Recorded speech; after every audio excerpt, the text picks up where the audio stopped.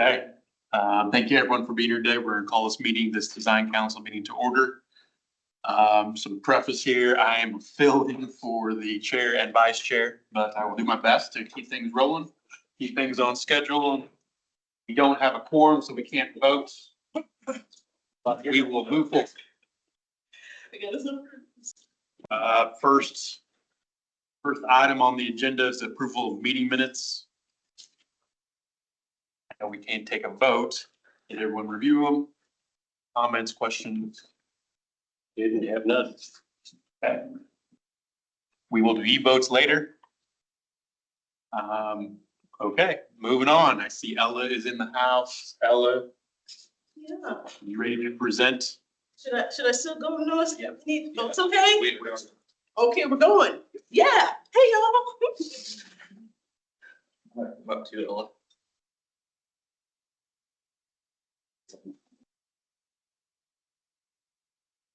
Hey.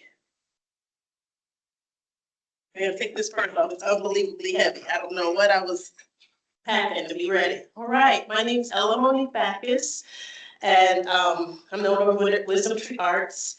And I've had the honor and the privilege of working on 15th Street Bridge with MKC. And so this is our, oh, You're all right. Keep going. okay, if you could advance to the next slide. So this is our 90% design of the bridge. Oh, do I do it? I'm tripping. Y'all, it hasn't been that long? Oh, no. Here, but you know what, tell us, let's. Here it is. We've got people joining us. Okay. Let's share. screen on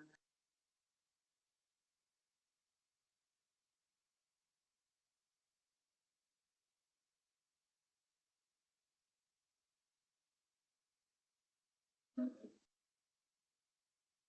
That's it.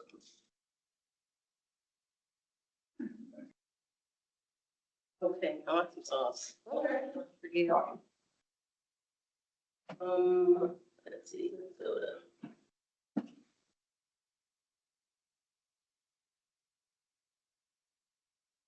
Or over? Okay, I don't know what's going on with this. Oh, there we go. So I only put two things for community engagement, but it's been a lot. Some of the history that I need to gather, it lives in people, and it's not in a book, and it's not in a museum. So we absolutely went to the district advisory board meeting, and I definitely talked to people from the Wichita African American Council of Elders, but so many individuals too. We had certain areas of opportunity, and we talked about these at the last presentation, but there's under the I-135 is running on either side of this bridge, so it happens in the middle. It goes over the Wichita Drainage Canal, and then, you know, our primary place we're gonna be doing, showing you, artistic, design is gonna be on these railings on the bridge. Okay, so this is what the bridge looks like. It's scary, it has holes in it, you can see through. It's probably the oldest bridge in Wichita, but it definitely, it's time for it to come out. So it's gonna be completely replaced. I got inspiration from your design with the idea of having cutouts, CNC metal and projection on the ground. I was like, ooh, that's cool, I like it a lot. There's this awesome material, and I'll hand you some samples so you can touch it and look at it and stuff.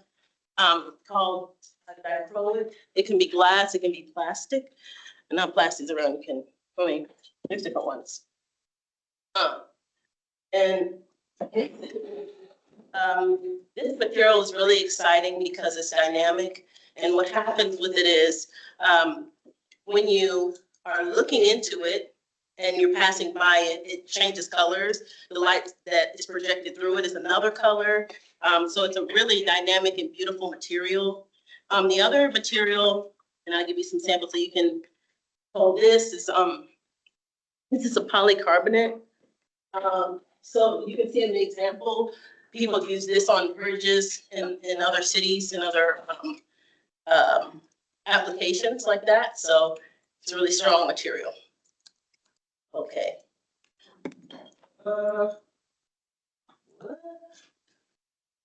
Advance this. Right. Okay, I got a video, I hope it plays.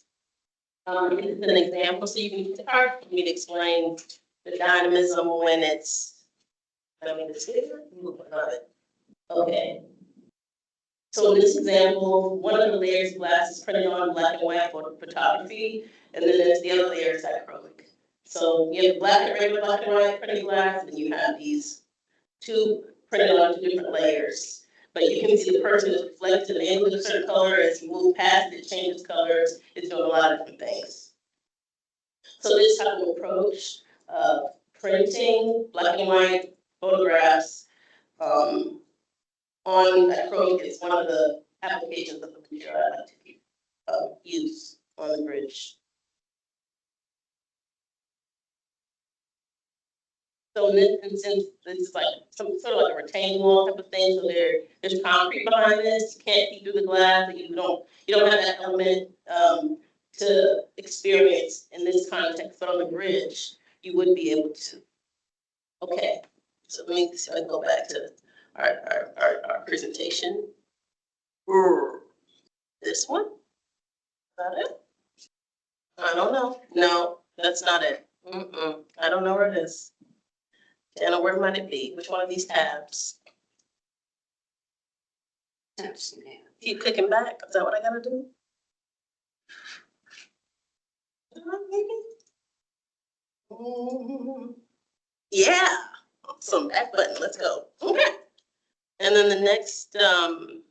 Didn't want to do it. Okay. This is just a rough draft, quick example. So my concept theme of the bridge is to celebrate women who are bridge builders or pioneering first persons from Northeast Wichita. And this bridge goes to Mechanic Park, and everything in Mechanic Park is about a man. The Brewer Center, it's not bad, it's wonderful. The Brewer Center, the Jackie Robinson Plaza, the Antoine Carr basketball court, the Gooch tennis courts, it's all about men. There's no acknowledgement of all these women who have, without which, we wouldn't have the Wichita we have today. So they need to be celebrated too. So this is just an example.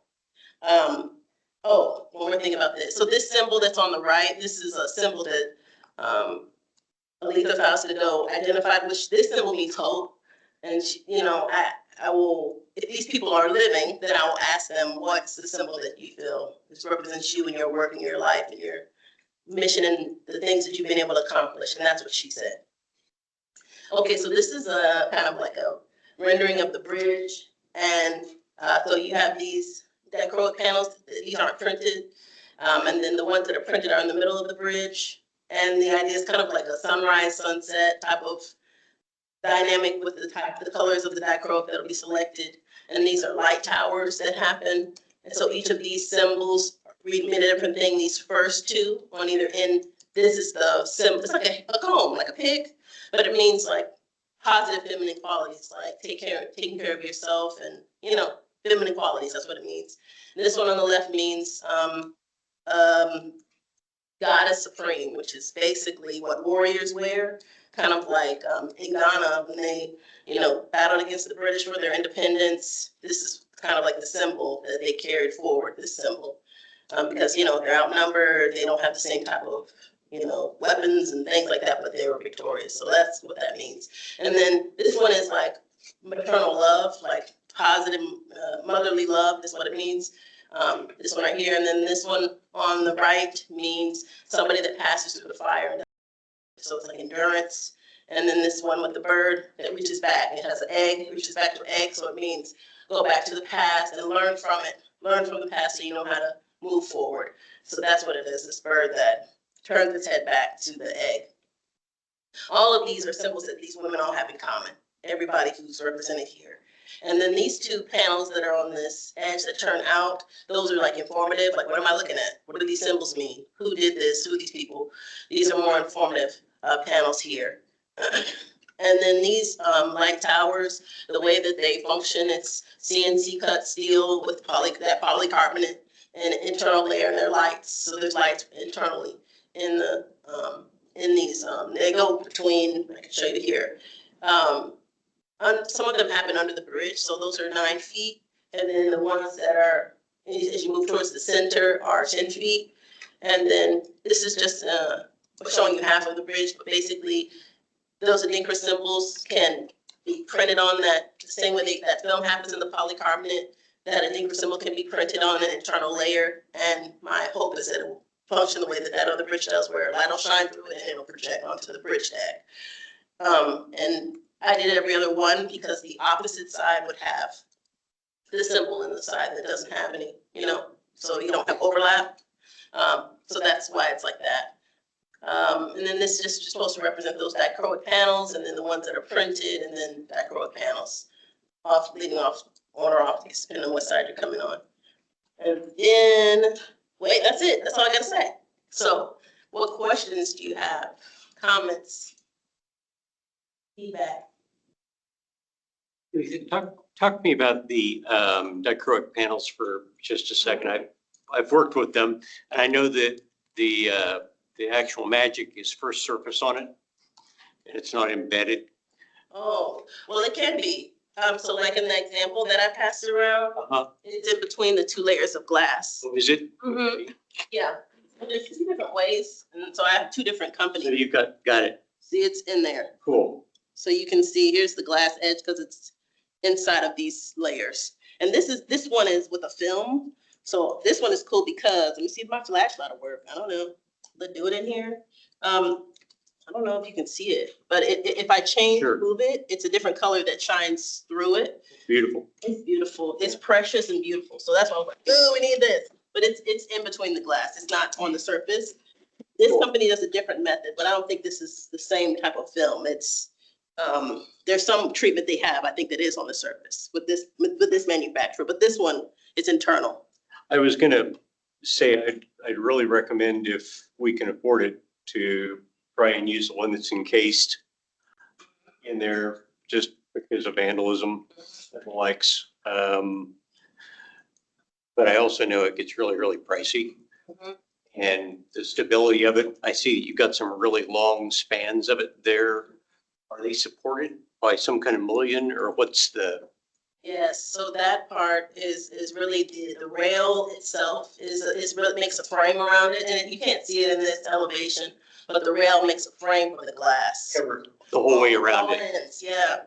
So it'll be on every side. It won't be any like just place where you can just strike or access the glass directly, other than, the face. And then, there are some solutions if we feel it's necessary that aren't a hard thing. If you want to encase it in like, some type of thing, but that would be if it's called for. So we'll explore those options if we need to. Cool. Mhm. How does it budget out? With the dichroic, I think, well, it fits within our art budget, otherwise I wouldn't be talking about it. Is that what you mean? Say that again. I said, if it's in the art budget, or I wouldn't be talking about it. Is that what you mean? Cool. Yeah. Yeah, yeah. Mhm. Okay. The bridge itself, the overall structure, is it a prefabricated bridge like Contech or Big R, or is it site built? That's the bridge people. I don't know. No, we're gonna be starting from ground up to the piles. It's gonna have, it'll be a special, like, one time only hand pour. No, nothing prefab except for the railings will be fabricated with these, but nothing like that, so. What will the railing materials be in color, finish, things like that? They'll be steel, but powder coated. Yeah, But you can- galvanized, you can- black. It's just steel, powder coated, black, galvanized. See how that's up, right, guys? Okay. I gotta look at the engineers. I don't do that part. Is it wire on the inside or it is steel poles as well? So from what I understand, this entire thing is cut. When the engineers explain how the fabricator they talked with might do it, everything is cut. And then there's basically like a pocket for this polycarbonate to slide in, on the back. And then, there's a frame that the glass fits in above the handrail.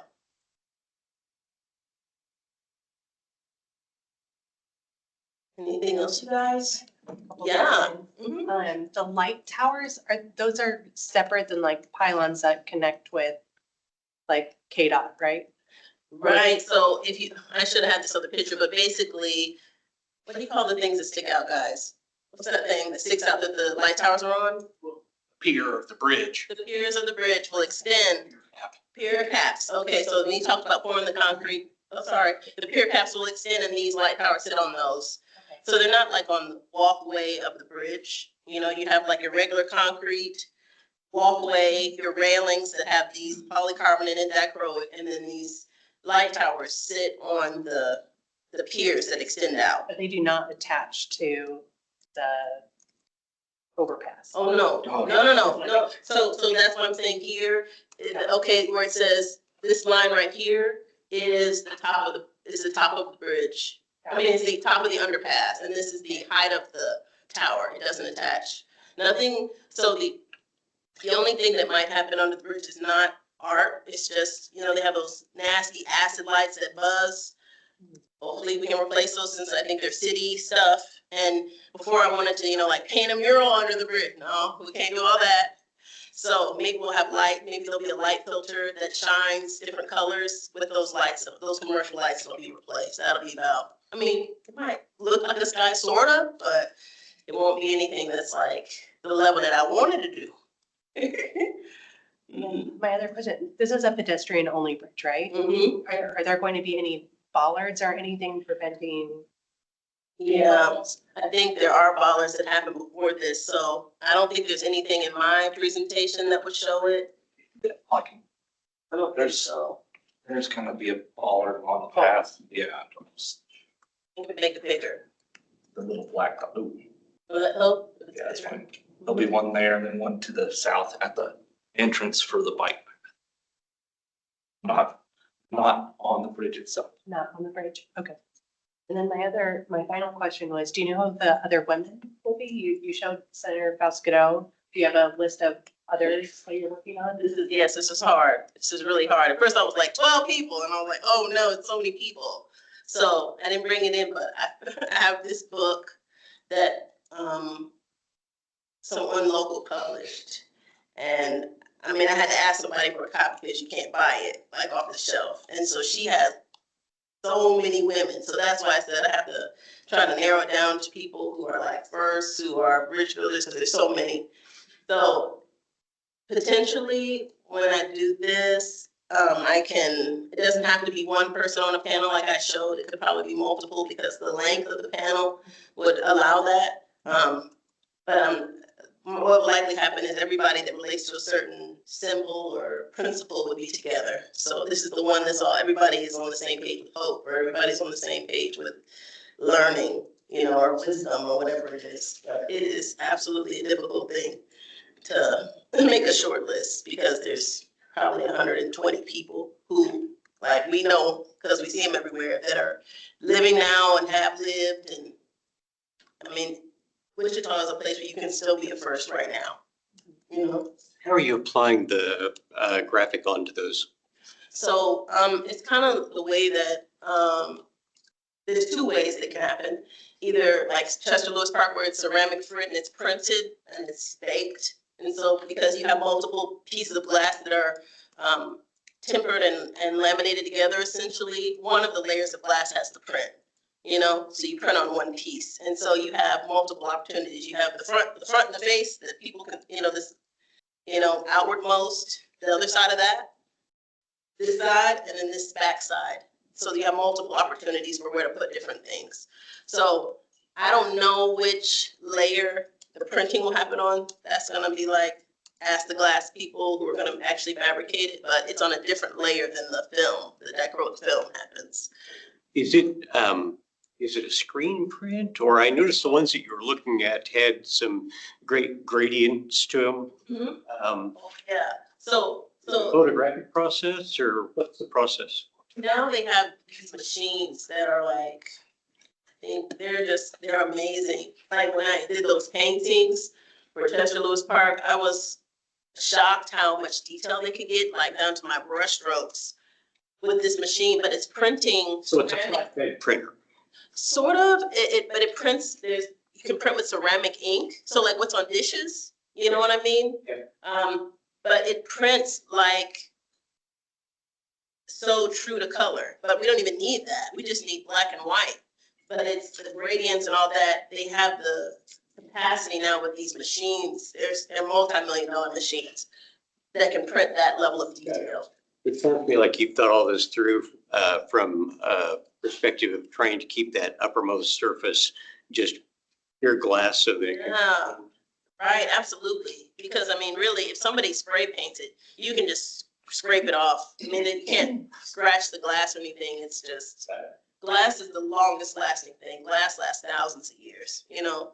It's like when you have to go down to like, well, do we want to do plastic? Because, you know, but there's a project that you've probably seen, that Halo project that Google did. That's plastic. It's dichroic plastic, but I don't know. My preference would be It's to. also out of reach of people, so. It is. So that plastic would be more easy to scratch than glass would, you know? Got it. There's no questions? Beautiful. Thank you. I love this. I'm so excited. When I think about it, it makes me want to start crying. I'm serious. People gonna be crying on this bridge anyway. Okay, they're just gonna be like, where's my grandma? Ella, we would have a motion, but we can't vote on it. So thank you Yes. for the presentation. Mhm. We will do an e-vote. So question for you guys. I know we talked about, it was mentioned to me about trying to do a vote. Make this available. Can the motion be initiated so that you can vote? You have, I don't know. Motion. Okay. Thank you all. Thank you, Ella. Thanks. Next item is the Greenway Alliance to Lino Historic Plaques removal. Thank you.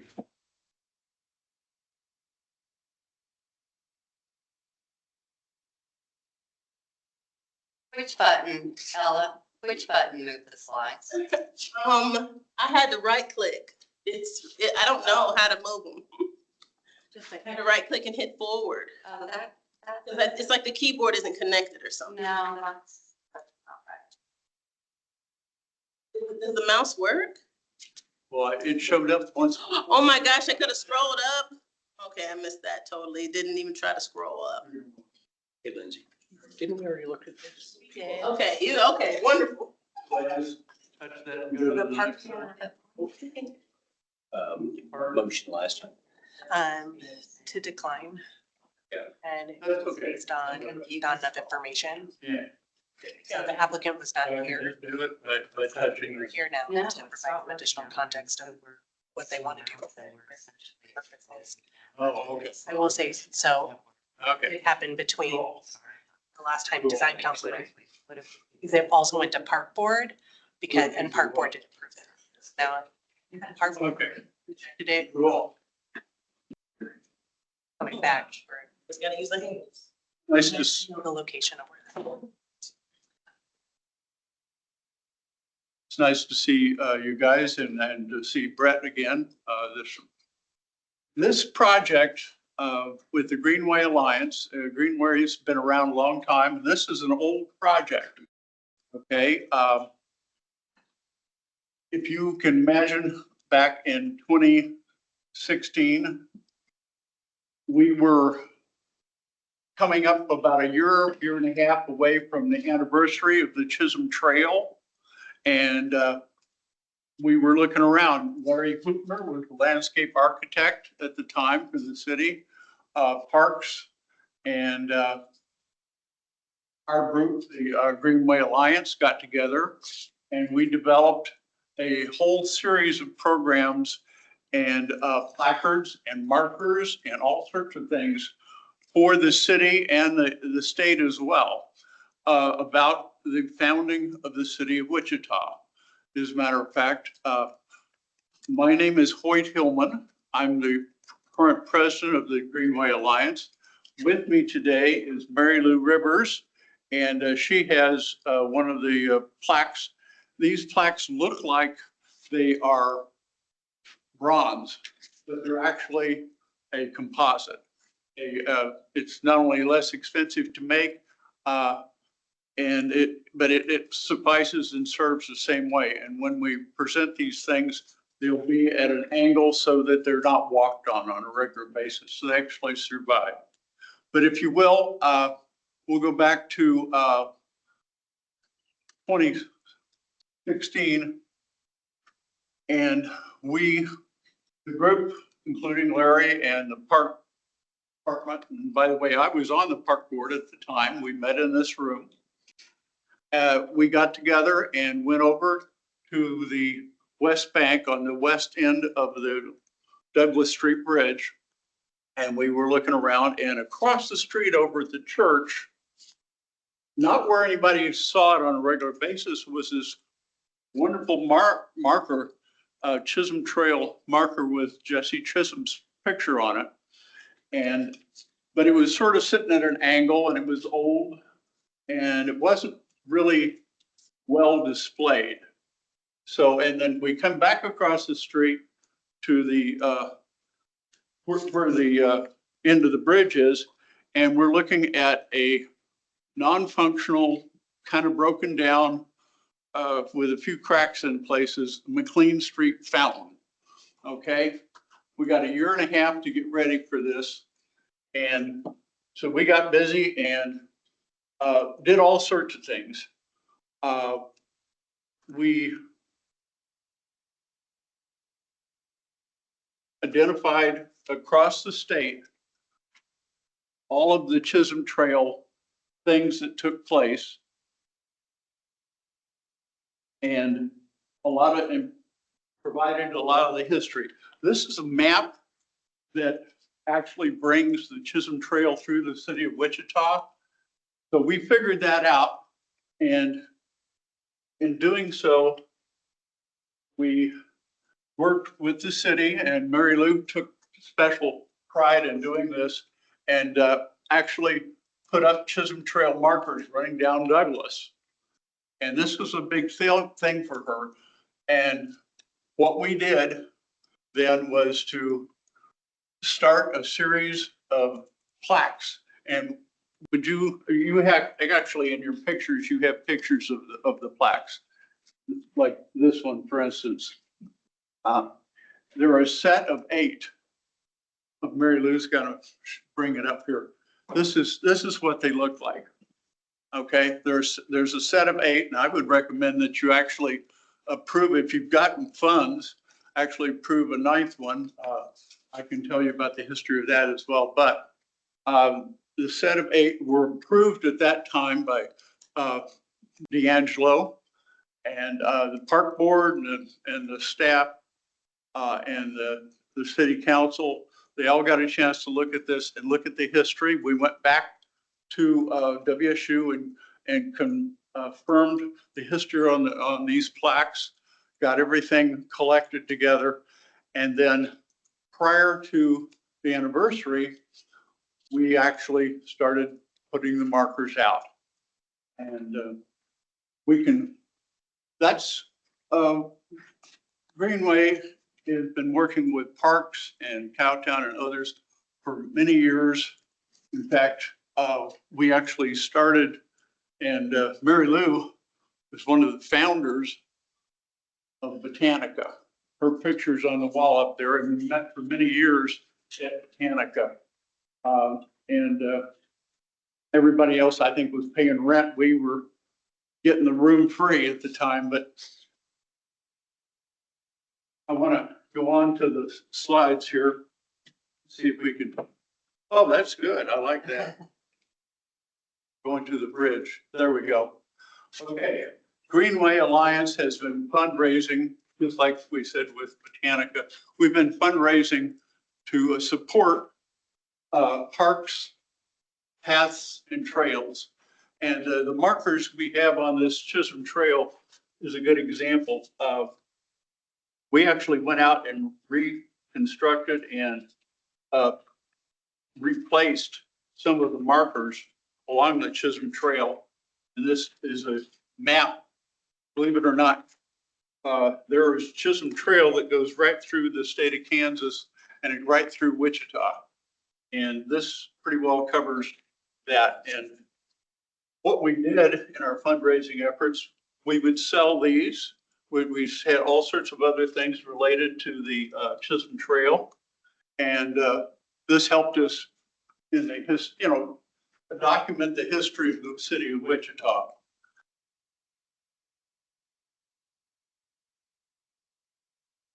Okay, here's the 8 plaques that we were talking about.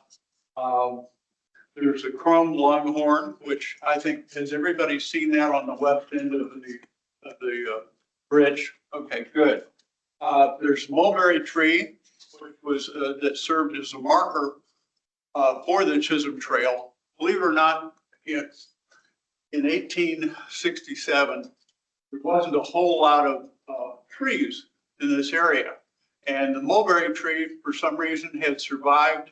And it was probably 50, 60 years old at the time. It's over 200 years old now. And people would address Chisholm and others would use it as a marker in the big large fields of all grass. They would use this tree as a marker to know to turn to come to the juncture of the Big and Little Arkansas rivers. And so it served as a chart, as a marker along the trail. We went up and found the Chisholm Homestead. It was along where the creek is. It's up about the 19th Street and the canal route. The canal route had a unfortunate history of well,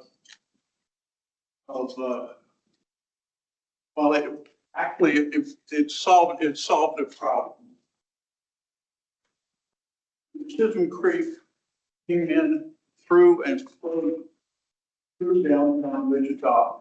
And because of all of the cattle and all of the other things that were going on in the city, people were dumping trash and debris into the river, and it became quite putrid.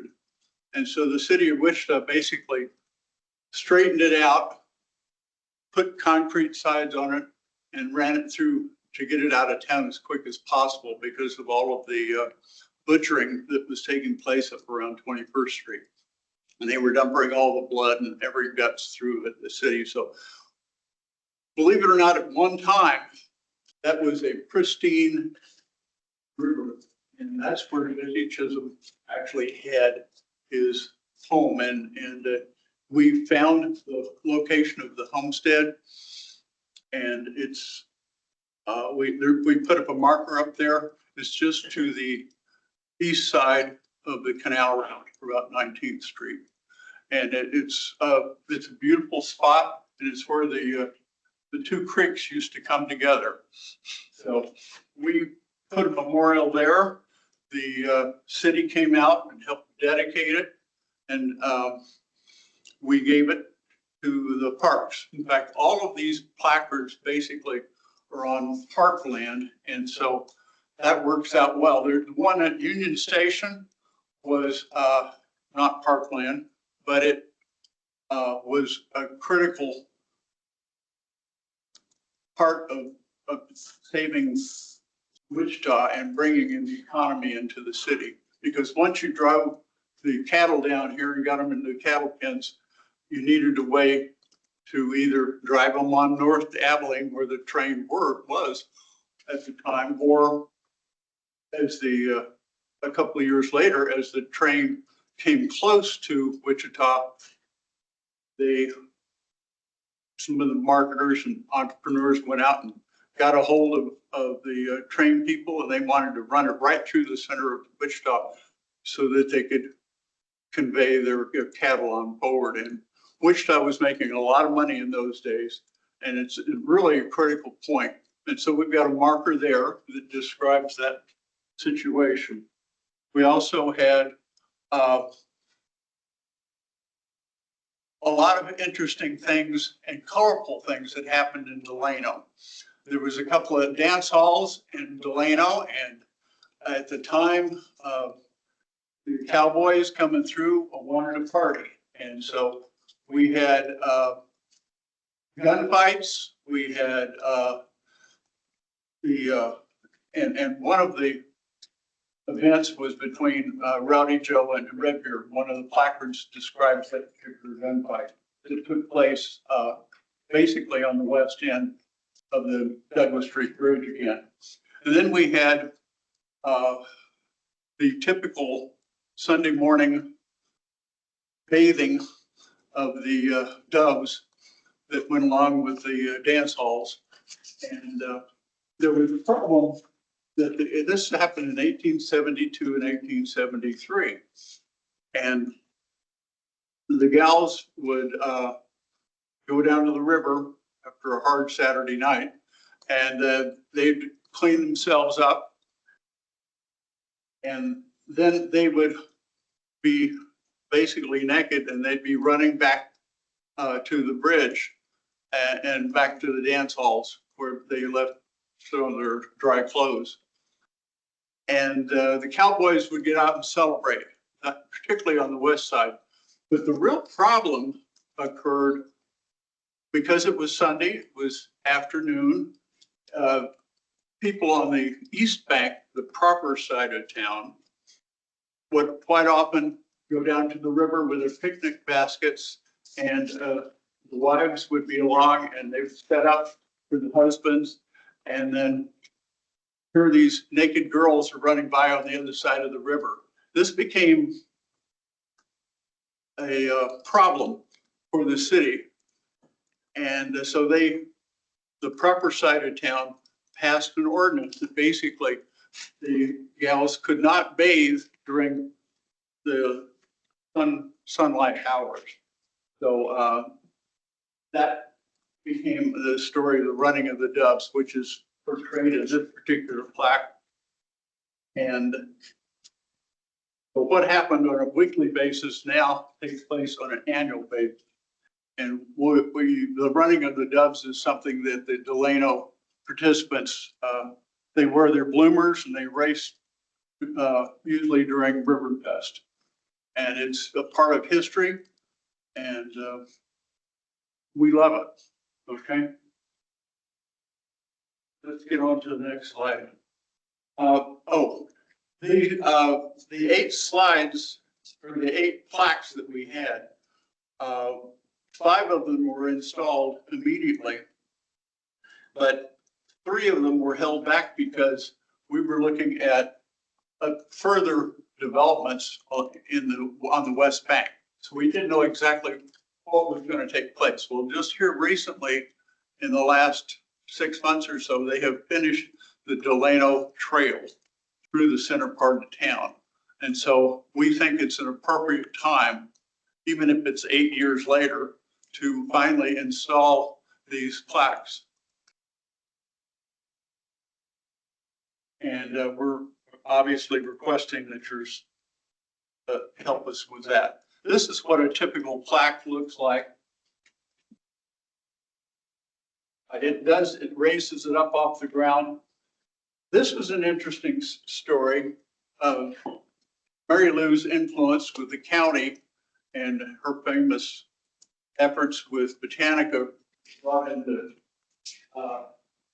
focus. She was able to obtain one of the 2 chrome bulls from the Kansas Coliseum.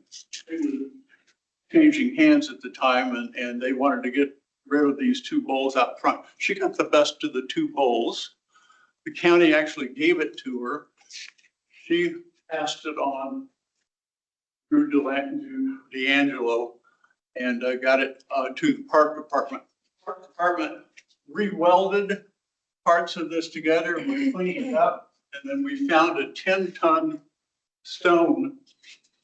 limestone up in Kansas City in one of the quarries. We brought it here and had it laid out, and Larry Hoopner designed the whole landscape around it. And this is big and little called pesky. Pardon? Blue stem. Blue stem, I couldn't say it for some reason. Yeah, you got little blue stem and big blue stem. If you're typical Kansas prairie.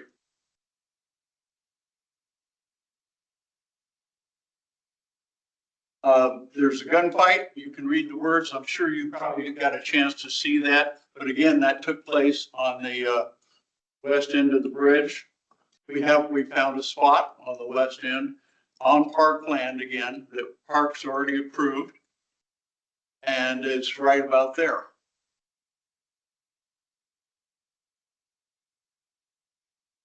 The running of the doves we talked about. And we're going to be putting it closer to the river and where they actually run. They typically run this gamut across the down the side here on the west bank, which of course created problems for the proper folks on the east bank.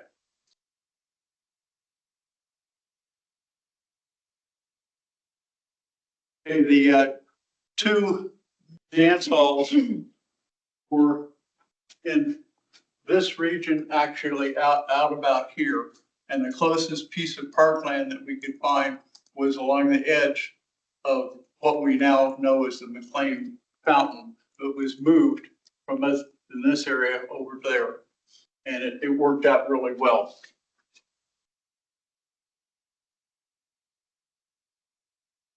And there's a picture of the two dance halls. And we simply asked that we move forward with this project.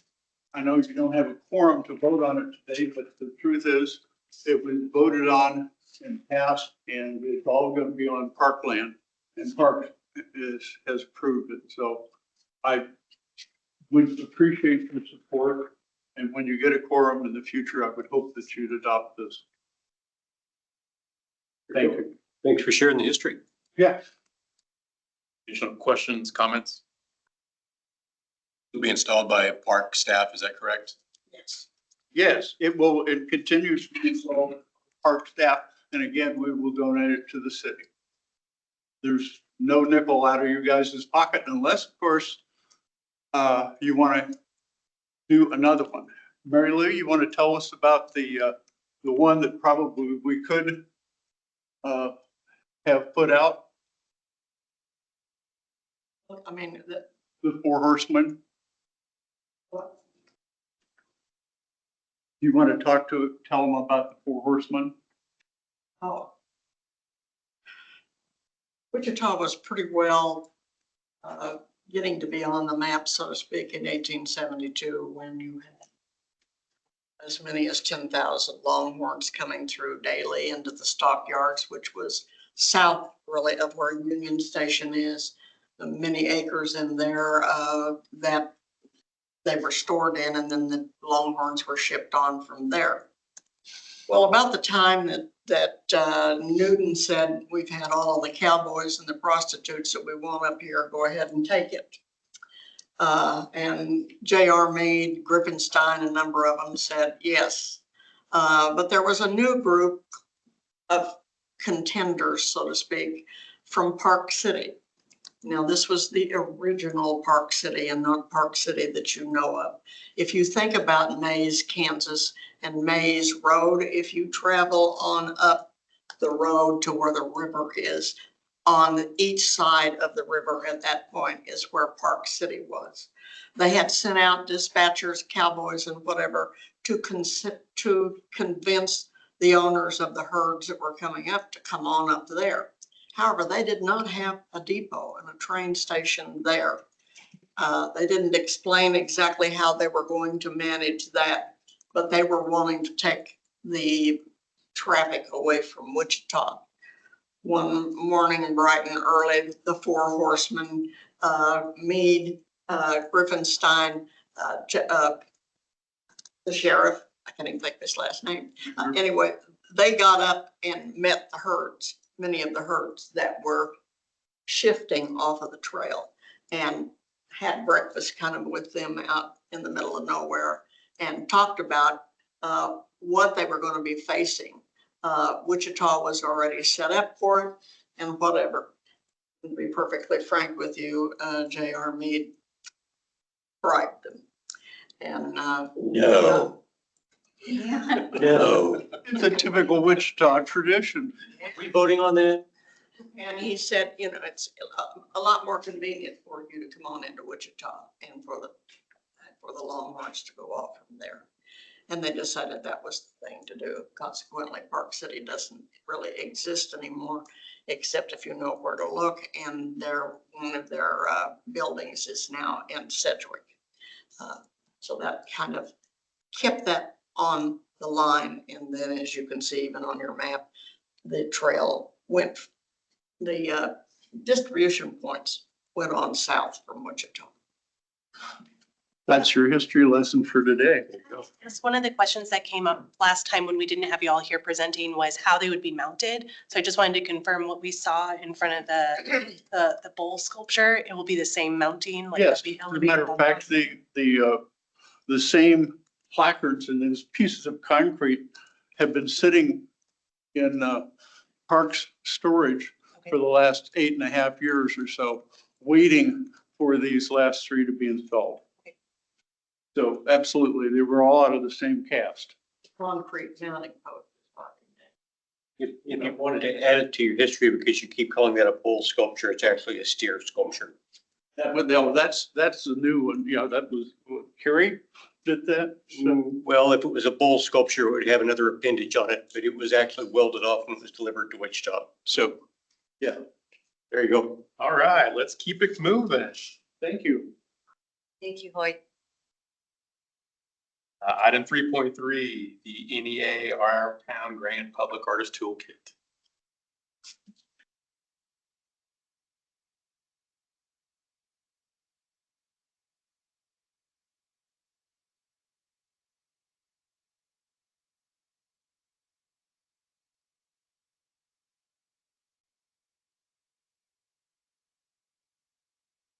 All right, good morning. I'm Kristen Beal, I'm the Executive Director of Harvester Arts. And we were the partner for this NEA Our Town grant. The grant period was July 1 of 2023 through June 30 of 2025. It has now been shortened to May 31st of 2025. And essentially the grant was Harvester working with visiting artist Erin Assis and public art manager Jana Irwin. We had regular meetings with a cohort of 3 local artists, which were Michaela Gingrich Gaylord, Rick Dunwoody, and Priscilla Brown. To dive into Wichita's Percent for Art program, learning the process, the vocabulary, etc. We also took a trip to Seattle to learn about their Percent for Art programs. They have 4, with the county, transit, and airport being regional programs, and then, of course, the city's program. Throughout, we have multiple workshops with local artists to learn their level of understanding of the processes, and the cohort set up their own cafe accounts and worked through their notes and experience to relay the process. Erin and I compiled the notes and info and passed that on to local designer Jenny Venn for the development of the toolkit, which is the first thing I should have mentioned. This whole grant was to develop a toolkit for local artists to participate in the city's Percent for Art program and public art programs. So with that, I'm going to pass it on to Jenny, who's going to, I believe, walk us through the toolkit, right? All right. Thank you.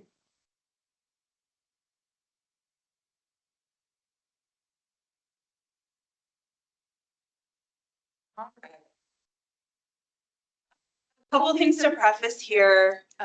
One of the things that we did right off the bat was to myself sit down with Kristen, Erin, the entire cohort, and Jana, and really kind of dump all of the information that they gathered over their year of studying everything. They have, this long, giant working document, and then we kind of together sifted through that.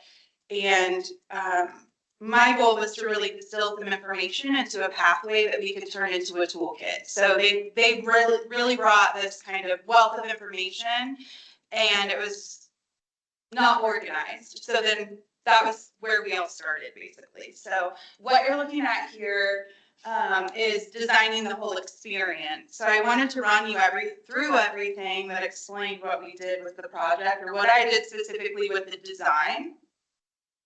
So there were 3 main learning objectives, and let me also state that the timing of this project is really incredible. I'm working on graduate studies right now at Harvard for learning design and technology. So a lot of what you're seeing here is framed out through the lens of best practices for learning experience design, UI, UX, and through that process, I've been blessed to have experts there look at this and give their opinions and thoughts on this too. So 3 main learning objectives. So understanding the step-by-step process for applying to public art in Wichita, to be able to develop all the tools that they need to submit, and then also how to navigate platforms, the City of Wichita Arts and Cultural Services website, and then also Cafe, which is the system where they actually upload and apply.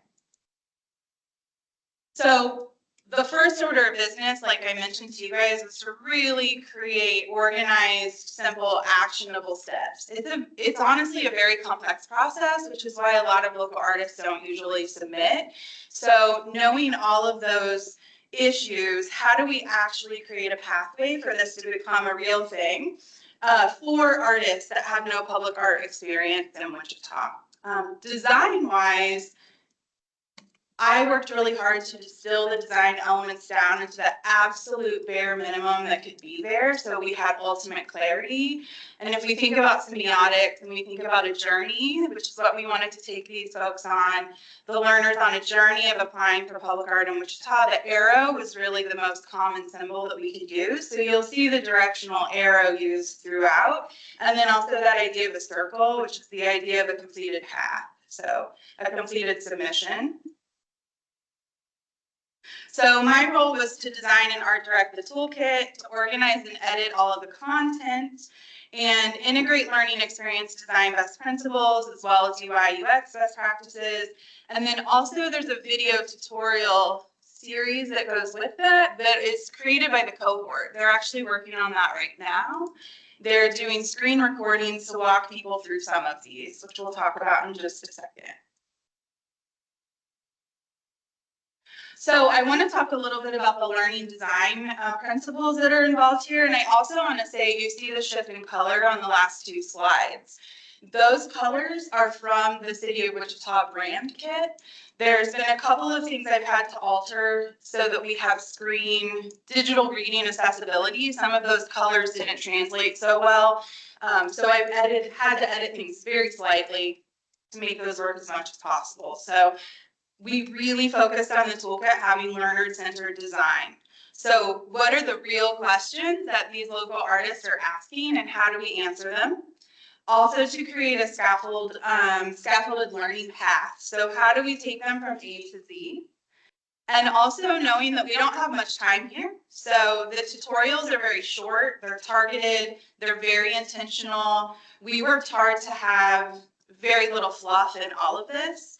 And one of the ways I did that actually was that I built an AI bot that helps me distill copy down, organize copy down.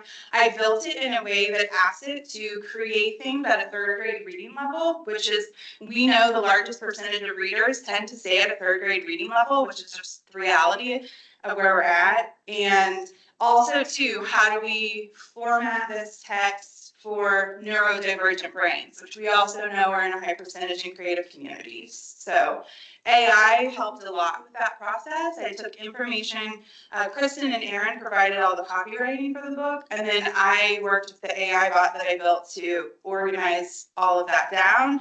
And then I had to obviously go in and copy, edit, and correct, and a million other things. But one thing that was really important to me is to have a confidence building tone. I wanted this toolkit to be a conversation. So if they were sitting down with another local artist who had done this before, it seemed like that was how they were being spoken to, rather than someone that was in a different level of authority just telling them do this, do this, do this. In regards to UI and UX, which UI is the user interface and then UX is the user experience. So a step-by-step layout, which you see here is a good example, very predictable page structure that has bold headers, very consistent head labeling, and then also that visual anchor of the colors and circles to tell you where you're at. Having scannable content, this is actually incredible for ADHD brains. Chunking information versus having long paragraphs, also bulleted lists.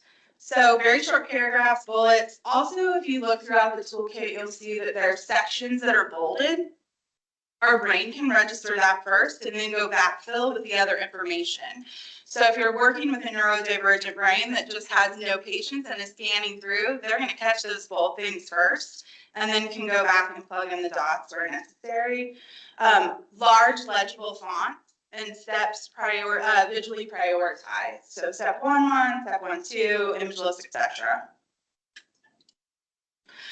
Another thing that was incredibly important to me was having accessible design. One of the things that you'll notice in your packet is the type looks really huge, and I'll talk about that on a slide up forthcoming. But part of that is because this was designed digital first. So, and also another thing regarding typography and accessibility, it's really important to have type a little bit larger than what I, as a trained graphic designer, would typically do. But it's far more legible if you bump it up a few point sizes, and that's something that I've learned and had to accept. Also, too, really working with screen reader compatibility, so everything is left aligned, and if there are things on the list, they're bulleted. So that way, if we have somebody accessing this using a screen reader, that they're not going to have problems. Columns, for example, are a huge issue with screen readers. Also, then having things tabbed in and out in a wild way as well. It doesn't know where to start and stop.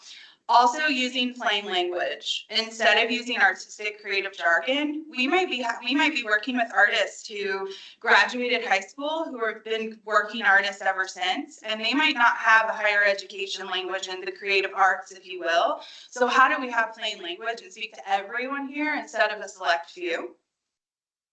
And then also, we're working with varied learning styles. We're also working with artists who are visual learners. So how do we have visual tutorials that can walk them through things? Along with those tutorials means I can also turn subtitles on, I can pause it, I can start, I can stop. So on many of these pages, you'll see something with helpful resources. That's going to eventually link to these artist tutorials.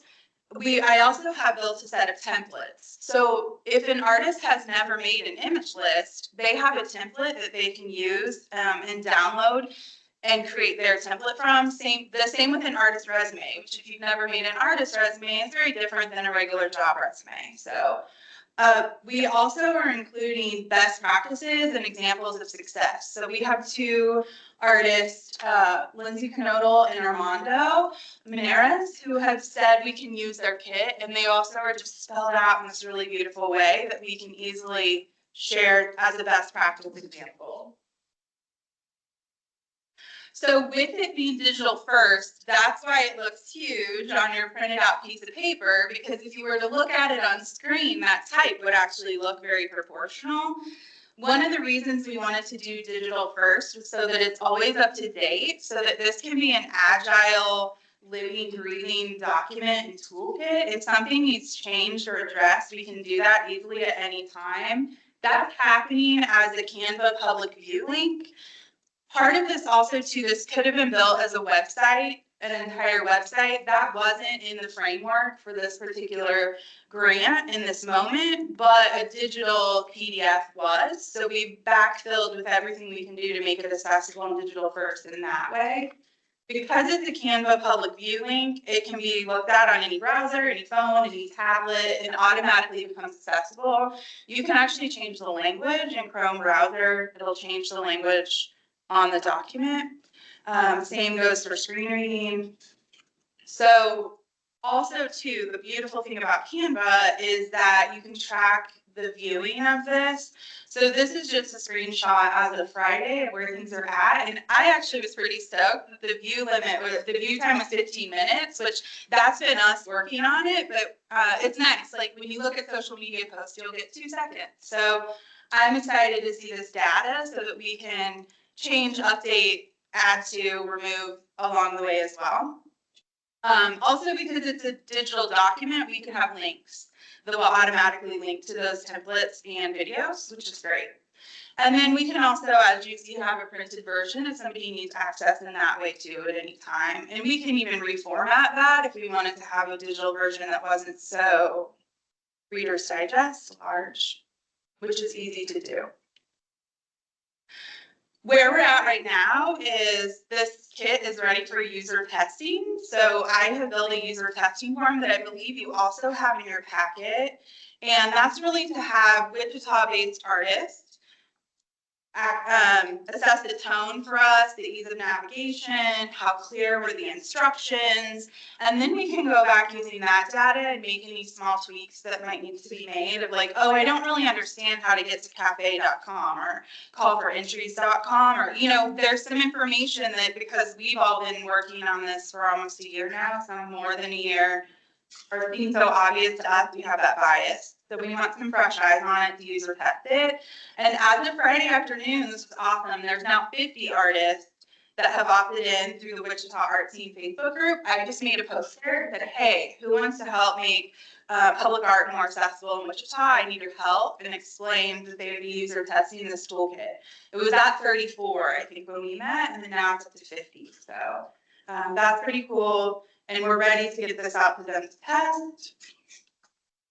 So approval and launch. So really we're here today to share this kit with you for approval. And once there's approval, then the content will be transferred to City of Wichita Arts and Cultural Services team for launch. So I've worked closely with Naomi to kind of set her up and say, this is how I built this. This is how we see this going onto the city website, and also working with Lindsay and Jana on that. City of Wichita has their own Canva accounts and YouTube accounts that all of the tutorial videos and templates will then shift over there so that they will, City of Wichita Arts and Cultural Services will have ownership of this. And then also there's been discussions on the marketing and launch plan. They are still ongoing. So that is it. Thank you. And I would love to answer any questions you have. Moving forward, will you be the person maintaining this if there's any updates or any corrections that need to be occurring during the life of it? As of right now, once I hand off, my contract is technically over. And I think the way that it's going to be set up is Naomi will be the point of contact for that. Yeah. And I'm, of course, happy to consult and help in any way possible. But it was important that we had one point of contact that was connected to Arts and Cultural Services. Naomi is our comms specialist with the city's communications team. So transfer over to the city. And you're really well thought through. Thank you, Bill. Cool stuff. That means a lot coming from you. Oh, no, that's cool. I'm curious, when we write our RFPs, is cognizant of everything that Jenny just went through with neurodivergent thinkers and the likes? It's a great question. To be honest, no. We follow purchasing and legal formatting. Yeah. So our ability to change language is really stuck in those parameters. But it's something that this project and working with Jenny has really made us consider how can we reframe some I'm different. wondering if you can use your AI modification that you made to basically feed in the RFP into that to dumb it down for us that don't have a long attention span. Huh? Yeah, well, and really here, like, I fully admit I am not my learner. I am also my learner because I know how my brain functions, and I would love to, Lindsay, even if we have unofficial versions of these, it would be really cool to have kind of the unofficial version and make sure you're checking out the official version. But I've built that bot and am happy to help this process any way we can. So Just thinking that we're basically giving a downstream answer to an upstream issue. Well, and we've also, Bill, talked a lot about the website too, and ways that we can easily kind of make some very simple changes to make that more accessible. And yeah, No, absolutely. I would love to help with that. Last thought, and being one of those, I guess, neurodivergent. I've got a really short attention span. Hey. And, well, but this is kind of a long process to walk them through. Yeah. I wonder if there's any way to shorten that down, that Yeah. journey. I mean, that's one of my goals with the colors bill was to try to kind of segment it. One thing that in the videos that has been neat is kind of Michaela picks up in this spot. She sent me a video this morning and I thought, whoa, there's something powerful there about where she picks up. And I'm wondering too, to what you say, maybe we divide this out into steps. And instead of it being one long document, it's divided out internally, but it would be easier to be like, okay, I've completed step 1, hurrah. Now go to this second part. It's easy enough to do. It's basically just making the user journey more strategic in how we do that instead of just one long document. Because I feel that too. I felt that designing it, going back and editing it, in fact. So do you have a suggestion on how to do that? You know, I don't, but the colors do kind of break it off to the point that you can go, okay, I stopped at the magenta part. You know, I'm gonna come back to it. And the thing I fight with this just a little bit, I mean, just generally, is the idea that if I were to really try and say what we're doing, we're dumbing it down for the artist. And I'm kind of going, you know, that's a really harsh way of saying that. That artists aren't dumb. And it's just that it strikes me as, you know, well, we've dropped this down to the 3rd level reading levels, and we've, you know, and I'm kind of going, gosh, see, I'm not going to be able to get it out. Are we our own worst enemies as artists sometimes? I would never say any of those things outside of this room. What I would say It's being broadcast. what I would say is, you're right.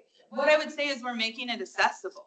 And making things accessible, as you know, when we're doing human-centered anything, is meeting people where they're at. Yeah. And if the majority of learners are on a 3rd grade reading level, that's the truth. And I want to be able to meet them where they're at. I do think there's a larger conversation to be had here about artists being their own worst enemy. I know that's something that's talked about a lot in the Artist Inc. program, the Harvester Arts Runs, of like, how are we getting in our own way and how do we build bridges outside of that to push ourselves further? I think there's a lot of local artists who automatically discredit themselves from this process of, oh, that's for those artists and I'm not that type of artist, and it's not true. I think that, for me, this was one hope with launch, and I shared that with Lindsay and Jana, was how do we really bring everyone in and let them know this toolkit is for you? And there are artists, Phil, that commented on that Facebook group post that I've never even met in this city that were like, yes, I want in. And I thought, man, like this is who this is for. How can we bring them in? And yes, it is definitely accessible at the lowest possible level. And then how do we scaffold up? You know, it's couched to 5K, if you will. And I think that that's the beautiful thing about even this grant altogether, is just how do we open a door? Kudos to you and Harvester Arts. I also want to just add that the prompt for this project was when Jana and I started and meeting the community, and what we heard constantly is like, no one knew how. Like, how do we play in this game? Like, we know that there's this art happening, but like, it was the same 5 artists that got all the jobs. That was the interpretation from the arts community. And this project is how we're hoping to, we've done a lot of work in other areas, but we hope that this toolkit can be like a one-stop shop. Like, if you're even interested to know if this is for you, if you're a recent graduate, how do you even get started? This is a way, an entry level into the game. And that was also the reason we had the cohort film the tutorials, because I could easily do that, but it's very different when you're learning from Rick Dunwoody, who in his most chill Rick brand way is like, all right, y'all, like sitting in front of his native blanket, walking people through how to make a cafe account with the hilarious fake email. And then it's like, oh, like the, you know, or from Michaela or from Priscilla. So just really trying to create this environment in which art, it's not one specific type, I guess, which is also, Bill, why I didn't include artwork images here so that artists wouldn't compare themselves and say, oh, you know, that's not me, which we know is bull. But the comparison part is very real from my conversation, from personally, but also conversations with other local artists. That's something Naomi and I talked a lot about too. Like, how do you decide what art to put here? And that was an intentional choice not to.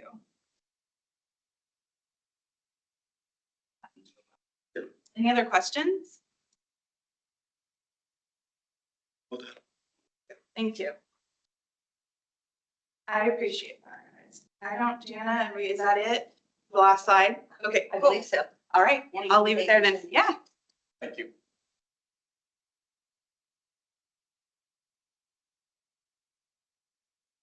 All right, next item on the agenda. We're going into the person for art recommendations. So down in page 71. We don't. Okay. That's all. It should all be in the. 71 in your packet. If you can bear with me on that.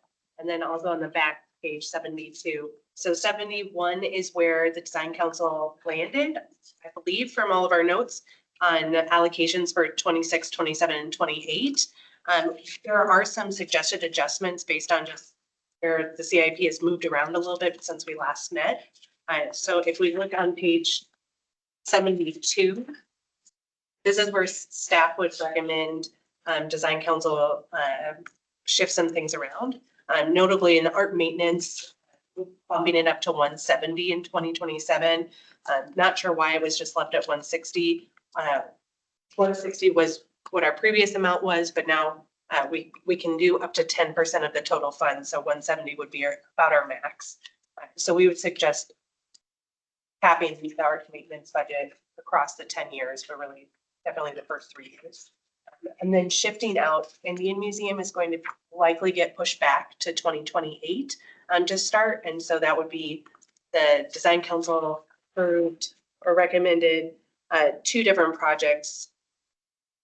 So the keeper entrance, the backyard area of the museum at $371,500, and then the front entrance of the museum at $200,000.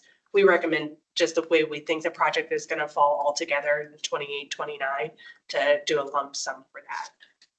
That would leave some unallocated funding for 27 and 28. Given that we're doing a parks master plan, having some money on the table, I think would be wise. So it's gives us some wiggle room going into future years. So I'm tracking with you. You saying that the dollars that originally had been set aside for the front backyard in 26 and 27 are going to be available now in 26 and 27, that we've got to find that 571 and 28? Or are you saying those funds shift forward into 28? Shift forward. So in 28, there had been $750,000 available. Now there's just going to be $85,000. Okay.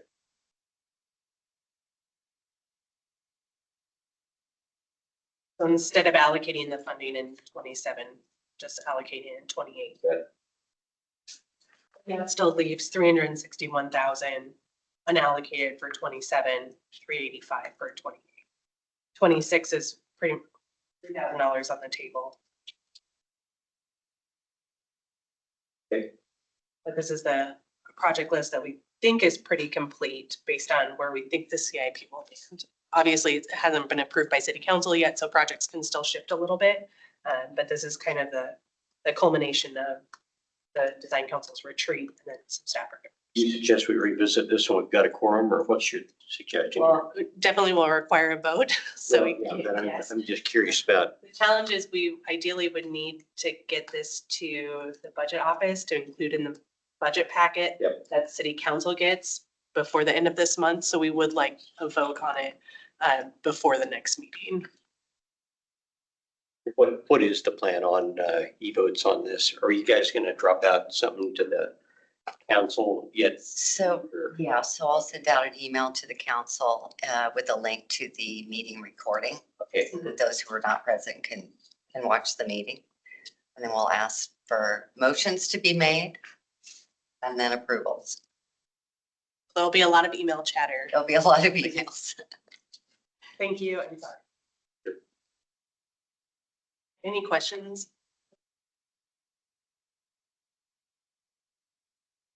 Okay, next item on the agenda. Next item is just the bylaw revisions. So you have a separate document that has the red line showcase of just the recommendations from the retreat and staff recommendations as well. So ideally, we get a vote on this. As a reminder, this does have to go to city council for approval. So as soon as design council approves it, we would then move it to city council, likely on a consent agenda item to receive their approval. We're just trying to get it up to date.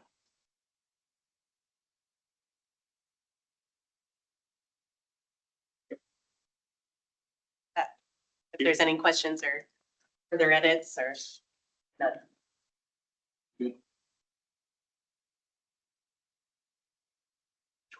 Ourselves, we can't make a vote. That's it. I don't have it. Call this meeting. Okay, great job. Thank you, everyone. Thank you for coming. 4:30.